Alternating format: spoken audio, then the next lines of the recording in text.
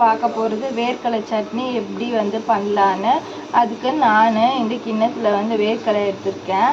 இப்போ வந்து இதை நம்ம வறுத்துக்கலாம். ஃபுல் ஃப்ளேம்லேயே வந்து வறுக்கலாம்.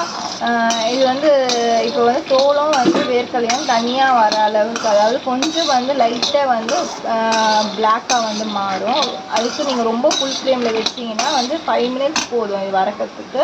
அதுக்கு மேலே வேணாம், தீஞ்சிடும் ரொம்ப, அப்புறம் கசக்க ஆரம்பிக்கும் சட்னி உங்களுக்கு. இது மாதிரி லெவலில் வந்து வந்தோடனே வந்து நம்ம வந்து எடுத்துடலாம். இது மாதிரி வறுத்துட்டோடனே வந்து நீங்கள் வந்து சூடு ஆறிட்டோடனே வந்து நீங்கள் வந்து இது மாதிரி முறத்துல வந்து போட்டு, இல்லைன்னா வந்து பெரிய தட்டில் கூட நீங்கள் போட்டுக்கலாம்.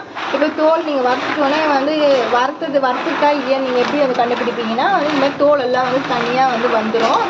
தோலெல்லாம் வந்து தனியாக எடுத்துட்டோடனே நீங்கள் சட்னிக்கு வந்து ரெடி பண்ண ஆரம்பிச்சிடுங்க. இது மாதிரி ஓரளவுக்கு வந்து இது மாதிரி வந்து தோலெல்லாம் வந்து உரிச்சி வந்து எடுத்துக்கோங்க. இப்போது இதில் வந்து ஒரு மிக்ஸி ஜாரில் வந்து மாற்றி இதுக்கு வந்து இந்த அளவுக்கு வந்து உப்பு வந்து ஆட் பண்ணிக்கிறேன்.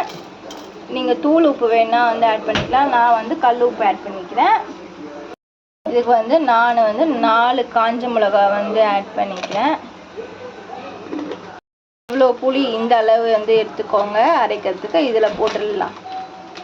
இதை வந்து எல்லாத்தையும் வந்து இப்போ ஃபஸ்ட்டு நீங்கள் வந்து தண்ணி வந்து ஊற்றாமல் வந்து ஃபஸ்ட்டு வந்து அரைச்சிக்கோங்க. இப்போ வந்து நீங்கள் தண்ணி வந்து கொஞ்சம் ஃபஸ்ட்டே வந்து ஊற்ற ஆரம்பிச்சிங்கன்னா உங்களுக்கு வந்து தெறிக்க ஆரம்பிக்கும். அதனால் வந்து கொஞ்சம் நல்லா வந்து இப்போ வந்து கொரன்னு, அதாவது கொஞ்சம் கொரன்னு வந்து ஒரு கீர் போட்டு அரைச்சிட்டு அதுக்கப்புறம் நான் தண்ணி அளவு உங்களுக்கு காட்டுறேன் ஊற்றும் போது.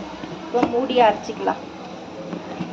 தண்ணி ஊற்றாமல் இது மாதிரி, அதாவது பவுடர் மாதிரி தண்ணி வந்து ஆட் பண்ணலை. இப்போ வந்து நான் தண்ணி அளவு உங்களுக்கு சொல்கிறேன். இப்போ வந்து நம்ம தண்ணி ஊற்றி அரைச்சிக்கலாம். மீடியம் சைஸ் கிளாஸில் நான் வந்து கொஞ்சம் ஃபுல்லுக்கு கொஞ்சம் கம்மியாக எடுத்துருக்கேன். இப்போ வந்து ஊற்றலாம். மீடியம் சைஸ் கிளாஸ், இந்த கிளாஸ் வந்து ஃபுல்லாக வந்து தண்ணி வந்து எடுத்துருக்கேன். இப்போ அரைக்கலாம். அரைக்கிறனால வந்து நாங்கள் வந்து தண்ணி வந்து கொஞ்சம் வந்து ஊற்றாமல் வந்து கொஞ்சம் பேஸ்ட் மாதிரி வந்து அரைச்சோம். இப்போ நீங்கள் ஃபைனலாக வந்து தண்ணி வந்து உங்களுக்கு எவ்வளோ வேணுமோ வந்து ஊற்றி வந்து கலக்கிடலாம். கரண்டி வச்சு வந்து கலக்கிடலாம். பாருங்கள், இப்போ கரண்டி வச்சு நீங்கள் கலக்கினீங்கன்னா வந்து உங்களுக்கு வந்து கொஞ்சம் வந்து தண்ணியாக, அதாவது சட்னி வந்து தண்ணியாக வரும் நல்லா.